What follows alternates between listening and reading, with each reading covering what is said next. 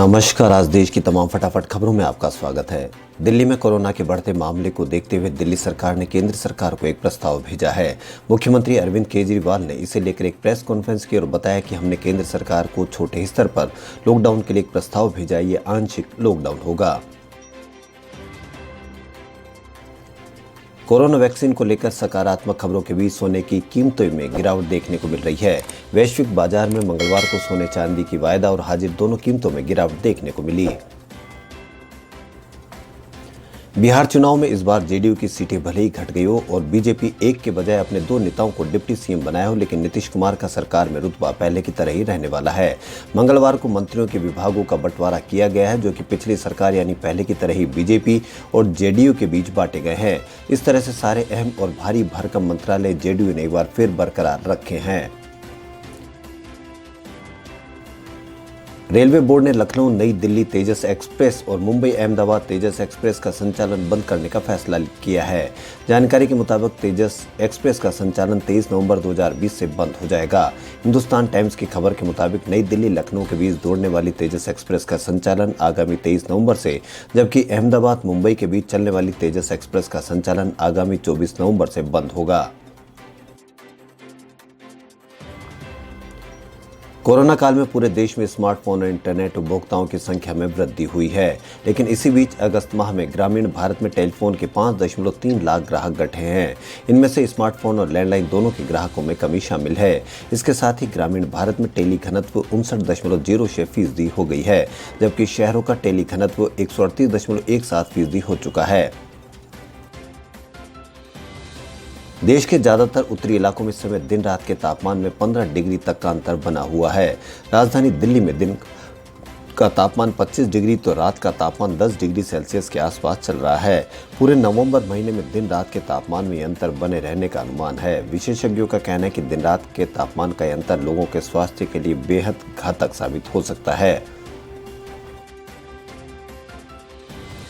Corona virus महामारी के दौरान तबलीगी जमात की मीडिया कवरेज को लेकर सोमवार को केंद्र सरकार ने सुप्रीम कोर्ट में हलफनामा दायर किया है, लेकिन कोर्ट ने केंद्र सरकार के हलफनामे को लेकर नाराजगी जताई।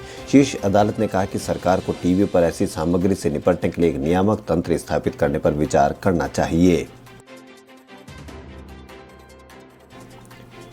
शिवसेना के संस्थापक बाला साहब ठाकरे की 8वीं पुण्यतिथि पर महाराष्ट्र के मुख्यमंत्री उद्धव ठाकरे ने मंगलवार को पत्नी रश्मि ठाकरे और बेटे आदित्य ठाकरे के साथ मुंबई के शिवाजी पार्क स्थित बाला साहेब ठाकरे स्मारक पर उन्हें श्रद्धांजलि दी।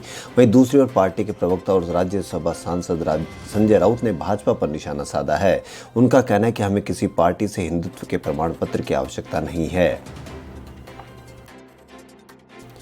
भारतीय आयुर्वेद अनुसंधान परिषद की ओर से प्रेस कॉन्फ्रेंस की जा रही। वही यहां स्वास्थ्य मंत्रालय के सचिव प्रशांत भूषण ने बताया कि भारत में कोरोना की वजह से प्रति 10 लाख की आबादी पर 94 मौत दर्ज की गई है।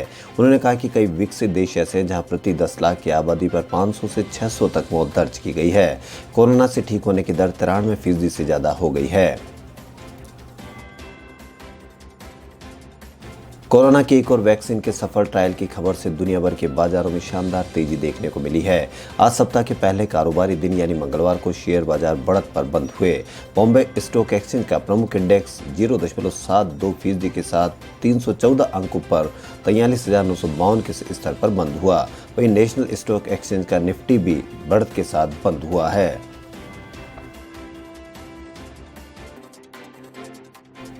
हरियाणा के रेवाड़ी के कुंड स्थित राजकीय वरिष्ठ माध्यमिक स्कूल में 19 विद्यार्थी कोरोना पॉजिटिव मिले। इसके बाद शिक्षा विभाग में हड़कंप मच गया। जानकारी के अनुसार स्वास्थ्य विभाग की ओर से यहां पर 34 विद्यार्थियों के सैंपल लिए गए थे। इतनी संख्या में विद्यार्थी पॉजिटिव मिलने के बाद स्कूल को 3 दिन के लिए बंद कर दिया गया है।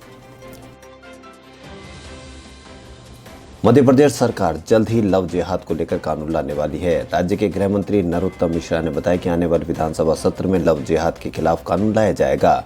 यह गैर जमानती अपराध होगा और इसमें 5 साल की सजा का प्रावधान होगा। गौरतलब है कि उत्तर प्रदेश सरकार पहले ही कानून बनाने की बात कह चुकी है। फंतासी गेम से जुड़े मोबाइल प्रीमियर लीग की सहायक company MPL sports apparel and accessories को अगले 3 साल के लिए भारतीय क्रिकेट टीम का पोशाक प्रायोजक चुना गया है। भारतीय क्रिकेट बोर्ड ने मंगलवार को विज्ञप्ति जारी कर इसकी सूचना दी है। यह कंपनी नाइकी की जगह लेगा करार दिसंबर 2023 तक के लिए है।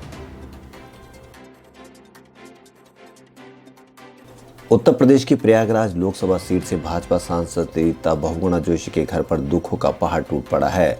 दिवाली की रात पटाखे जलाते वक्त उनकी 6 वर्षीय पोती किया बुरी तरह से झुलस गई थी, जिसकी मंगलवार को इलाज के दौरान मौत हो गई। दिवाली की रात पटाखे से झुलसने के बाद किया को अस्पताल में भर्ती कराया गया था।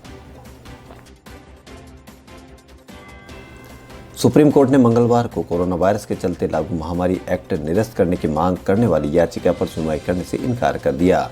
इस याचिका में महामारी अधिनियम की संवैधानिक वैधता को चुनौती दी गई थी। कोर्ट ने याचिकाकर्ता से यह सवाल पूछा कि वो पहले हाई कोर्ट क्यों नहीं गए। खबरों में फिलहाल इतना ही। यदि आपको हमारा चैनल पसंद आए तो लाइक, सब्सक्राइब और शेयर अवश्य करें। धन्यवाद।